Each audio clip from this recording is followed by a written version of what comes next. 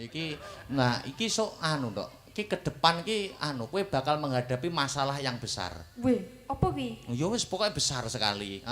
Ben kuwi iso luar saka penandang, ben iso terhindar dari suatu masalah. Iki solusine cuma satu. Pripun iku? Kowe kudu gelem dirabi karo dalang. Dadi iki kudu ngene. Iki garis uripmu kudu ngene iki.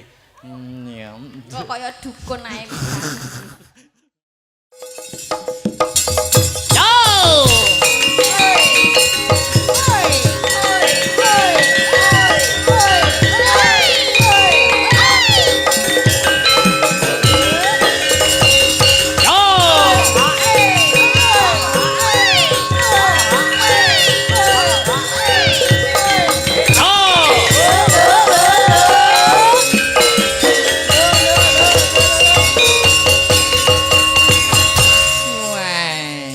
Assalamualaikum warahmatullahi wabarakatuh.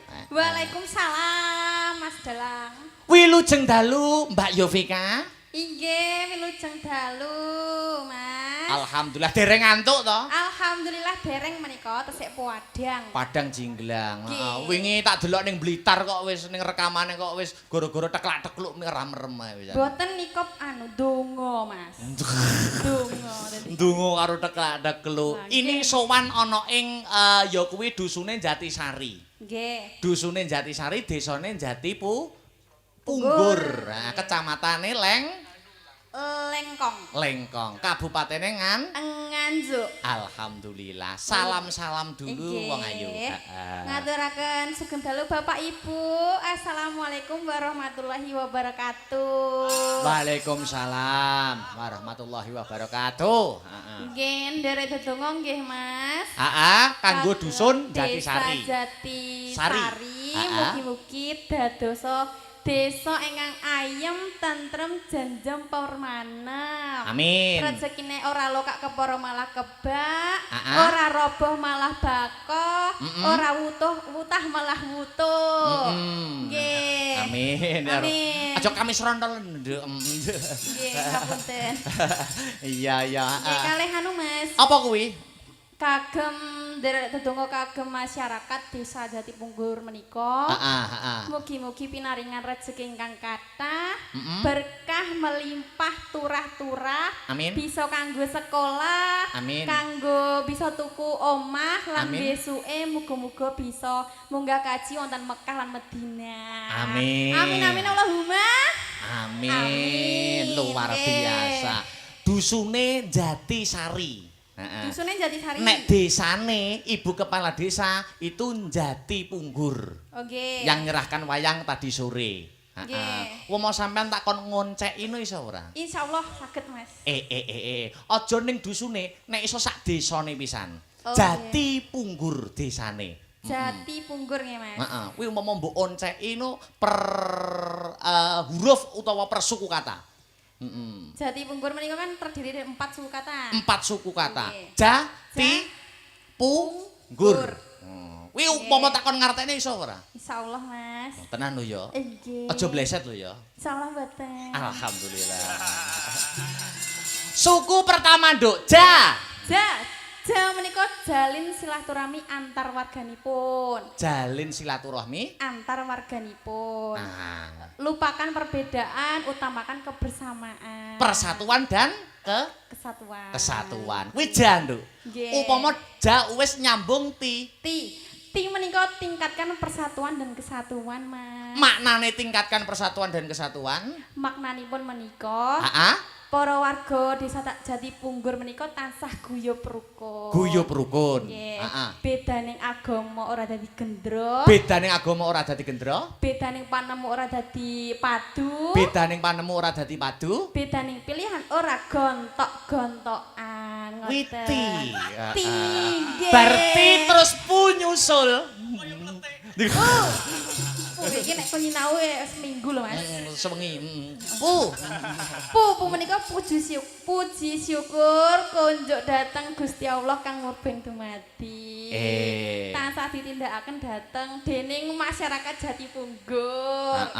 Terus bar nggur terakhir. Nah, nggur iki sing paling penting, Mas. Kok paling penting? Nggur iki apa artine, Nduk? Nggur nanggap dalang akbar setahun pisan ora dibaleni Rugi wae. Oh iya.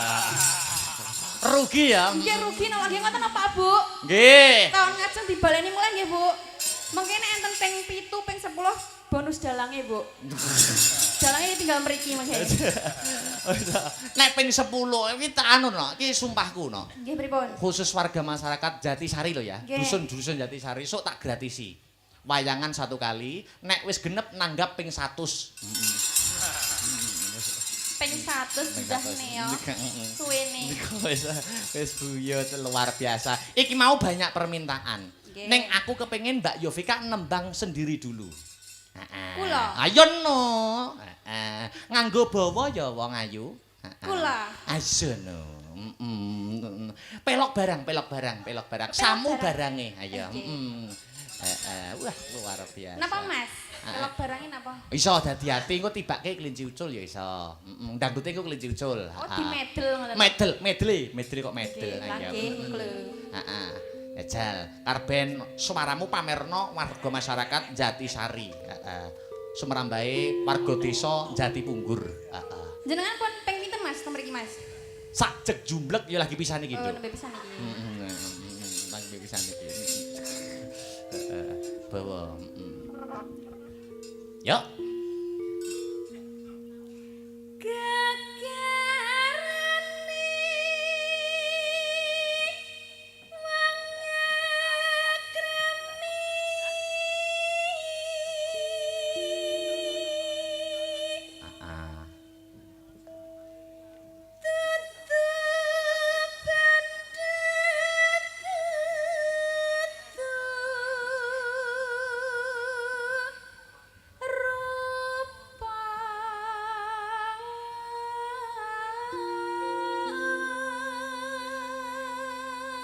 Tak selingi maca WA ya, Nduk. Mangga.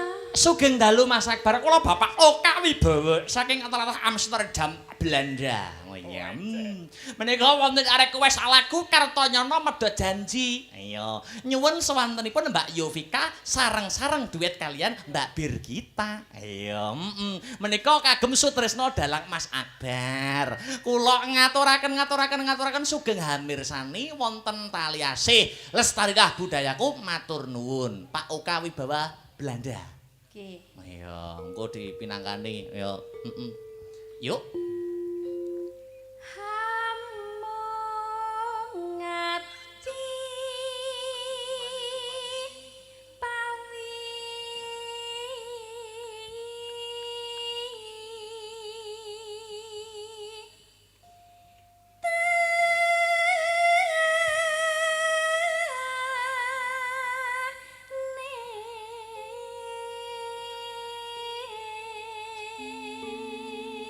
Umurmu kuwi pira to, Nduk, jane? Kula. Aisono. 24. 24. Karirmu masih panjang lho ya. Nggih. Heeh. Aja kesusu mikir rabi dhisik. Mboten. Apa meneh pacaran. Mergo umur sak sampean kuwi ibaratnya kembang lagi mekrok-mekroke. Ah, kuwi akeh bebek sing padha arep pengin ngobok-ngobok. Dadi padha sing ati-ati. Sing penting diprioritaskan karirnya dulu ya. Aja pacaran. Mboten. Kula niku nek ditameti tiyang kakung ngoten niku lah ndruwedhek ra karuan lho Mas. Ngono ya, anggere takoni wong lanang ngono ya. Nggih. Iya, aja pacaran sik lho ya. Aja mikir rabi sik lho ya. Derek. Heeh. Perbanyak pengalaman. Nggih. Ya ngono seneng Nggih, aku. ngendikane para sepuh ngoten niku lah jodoh niku lah cerminan diri sendiri to Mas. Heeh. Siji pesti loro jodoh telu wahyu papat derajat lima donya kuwi kaasta Gusti kang murbeng dumadi. Nggih leres. Ayo. Nggih, ngoten niku. Lanjut. Luput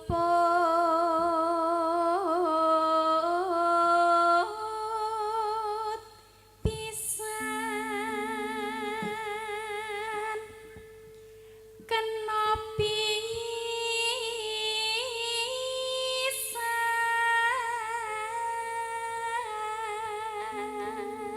Heeh. Yen gampang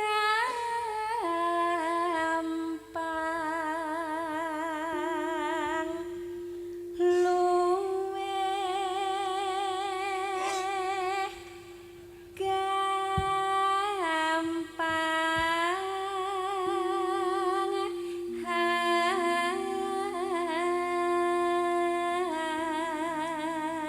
Sik, Nduk, rada rene, Nduk, njajal tak sawange. Nduk, tanganmu delok tanganmu. Kok mbok idoni, Mas? Ora, tanganmu delok tak ramale nasibmu.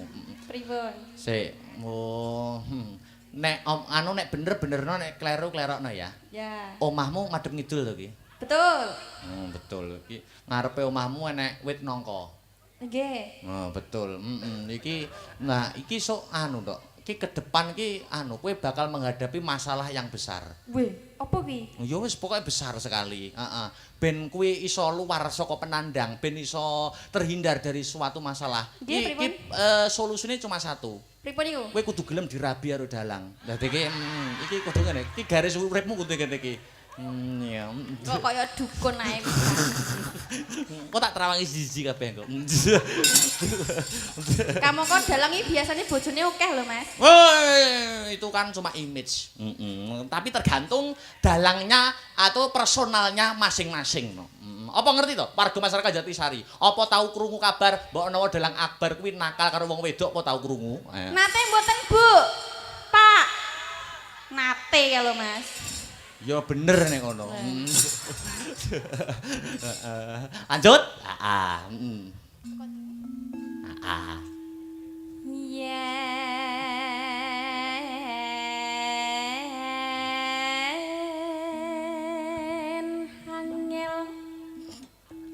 hangel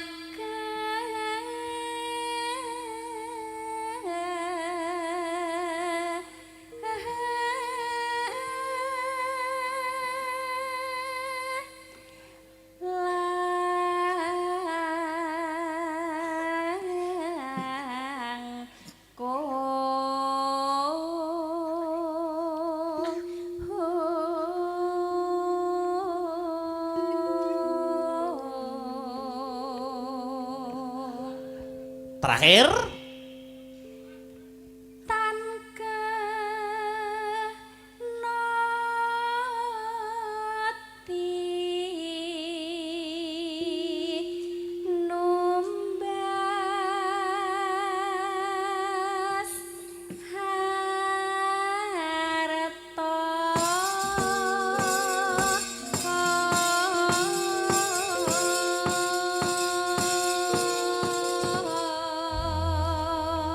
langsung buka celuk. Ayo, dadi-dadi engko tibake ana ing kelinci ucul dangdute. Ayo, monggo Mbak Yovika. Ayo.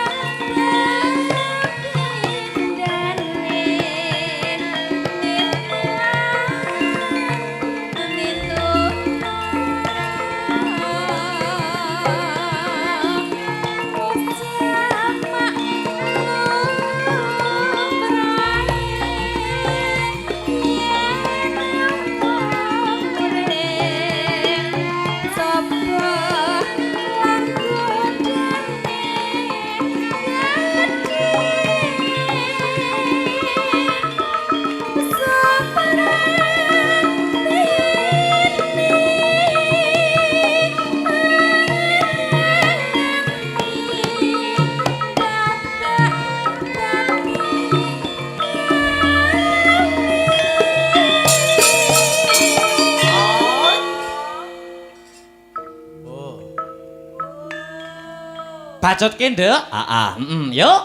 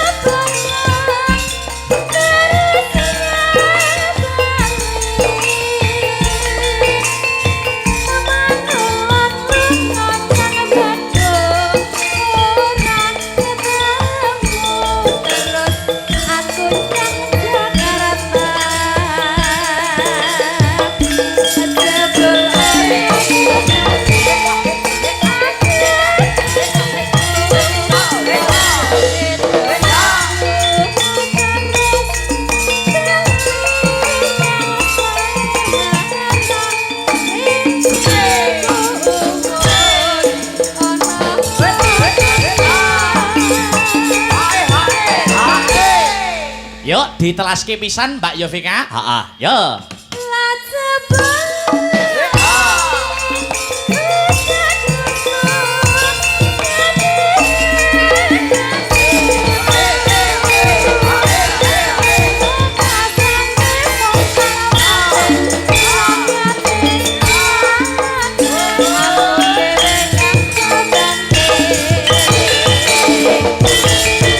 Terima kasih Mbak Yovika, boleh duduk dulu. Ayo, ngaturake